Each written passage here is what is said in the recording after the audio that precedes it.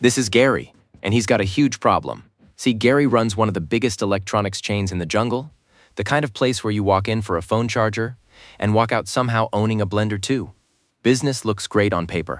Storefronts packed, registers ringing, quarterly earnings calls full of happy shareholders, analysts nodding along like everything's under control. Except there's a dirty little secret keeping the whole operation afloat, and it's not the TVs or the laptops on the shelves. It's the flimsy little pamphlet the cashier shoves at you right before you tap your card. The extended warranty. And once you see how much of Gary's empire actually depends on that one little slip of paper, you can't unsee it. Let Monkey explain how this whole thing actually works, step by step, from the moment you pick up that gadget off the shelf. When you buy a shiny new gadget, the store makes a decent little profit, sure, but nothing crazy.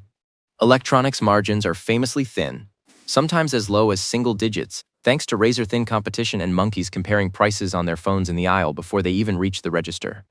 But that extended warranty they tack on at checkout? According to industry analysts and reporting from Consumer Reports, retailers can pocket anywhere from 50% to a jaw-dropping 60% profit margin on these plans. Compare that to the 20 to 30% margin on the actual product, and suddenly it's obvious which item in your cart the store actually cares about selling you. The TV is basically a loss leader priced to get you through the door. The warranty is the real business, quietly propping up the whole storefront. But why would a $200 phone need a $40 protection plan that seemingly does nothing but sit in a drawer? Here's the billion-banana question nobody asks at the register. Because the entire business model depends on you never actually needing it. Consumer Reports has repeatedly found that only around 20% of people who buy an extended warranty ever end up filing a claim. That means for every 5 monkeys who hand over their bananas for peace of mind, 4 of them are just quietly funding the store's bonus pool for a repair that will never happen. And industry estimates suggest extended warranties generate billions of dollars in pure profit across the retail sector every single year, money that flows almost entirely in one direction. This is the extended warranty scam explained. So here's where it gets messy. Gary's employees aren't pushing these plans because they personally love watching you overpay. They're pushing them because their jobs depend on it. Many electronics retailers set explicit sales quotas for warranty attachment rates, and workers who fail to hit those numbers can face real consequences, from written warnings to reduced hours to outright termination. Former employees at major chains have described the pressure in interviews as relentless, with managers tracking warranty sales the same way a coach tracks a losing season, posting daily leaderboards and singling out staff who fall behind in front of the whole team. So when the cashier practically begs you to add just a few dollars a month for protection, that's not a suggestion. That's survival, dressed up in a company polo shirt. Because here's the thing that really stings. Even when you do file a claim, the process is often designed to make you give up before you get anywhere. Multiple state consumer protection offices have documented complaints about extended warranty companies dragging out claims for weeks, demanding excessive documentation, or simply denying coverage on a technicality buried in fine print most monkeys never read. Some plans require you to mail in the broken item at your own expense, wait for an inspection, and then accept a payout calculated on depreciated value rather than what you actually paid. So a 2-year-old laptop might get valued at a fraction of its original price. And by the time the average buyer realizes their accidental damage protection doesn't actually cover the specific way their phone cracked, the return window on the whole purchase has long since closed. Sponsor break placeholder? Insert your channel's current sponsor here, framed in World Jungle style, followed by an explicit thank you line before returning to the story, matching the source video's Proton Drive segment format and tone. But here's where the story goes from annoying to genuinely dystopian. Because extended warranties aren't actually sold by the electronics store at all. Most of the time, the store is just the middleman, and the real product is underwritten by a separate insurance company most customers have never heard of, operating behind the scenes with its own army of adjusters whose entire job is minimizing payouts. Some of these underwriters have faced state investigations and fines over claim denial practices precisely because the incentive structure rewards them for finding reasons to say no.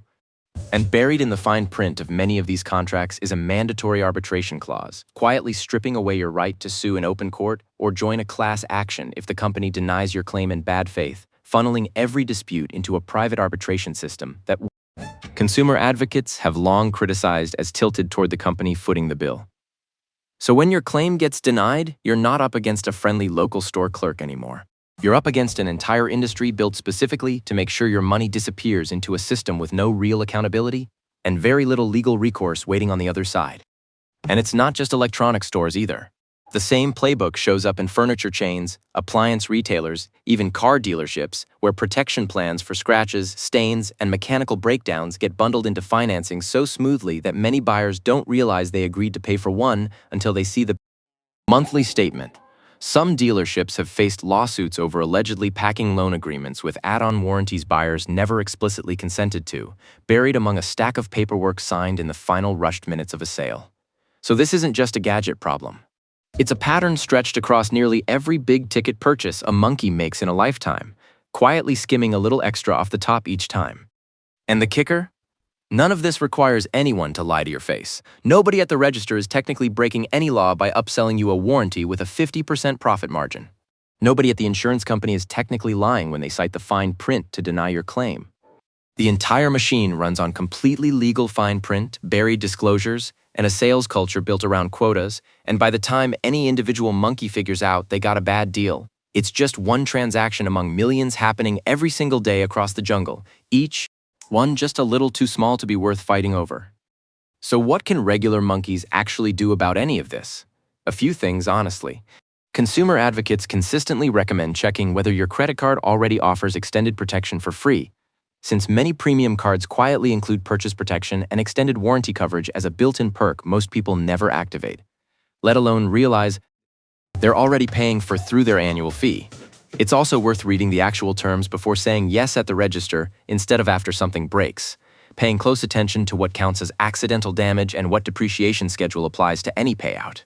And it's worth remembering that manufacturer warranties already cover most early defects for free, and that consumer protection laws in many states require certain minimum coverage periods regardless of what the register clerk tells you. But the uncomfortable truth is that as long as warranty margins stay this fat and quotas stay this aggressive, the pitch at the register isn't going anywhere anytime soon. At the end of the day, maybe that's the real lesson buried under all the fine print and the sales scripts. It's not that Gary or his employees are villains twirling mustaches behind the counter. Most of them are just regular monkeys trying to keep their jobs in an industry that's quietly figured out how to monetize your anxiety about something breaking. The warranty pamphlet isn't selling you protection. It's selling you a feeling, and the feeling is the only part of the deal that's actually guaranteed to be there when you need it. Everything else, the coverage, the payout, the peace of mind, depends entirely on whether the fine print decides you deserve it.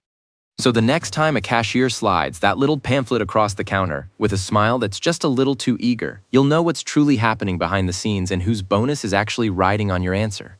If any monkeys are confused, just remember that this is a simple, satirical, purely fictional explainer about the retail and insurance industry in general, not any single specific company. Please do not sue Monkey. And many thanks to the Banana Republic for generously bankrolling and funding these videos. Have a good one, and we'll see you in the next one.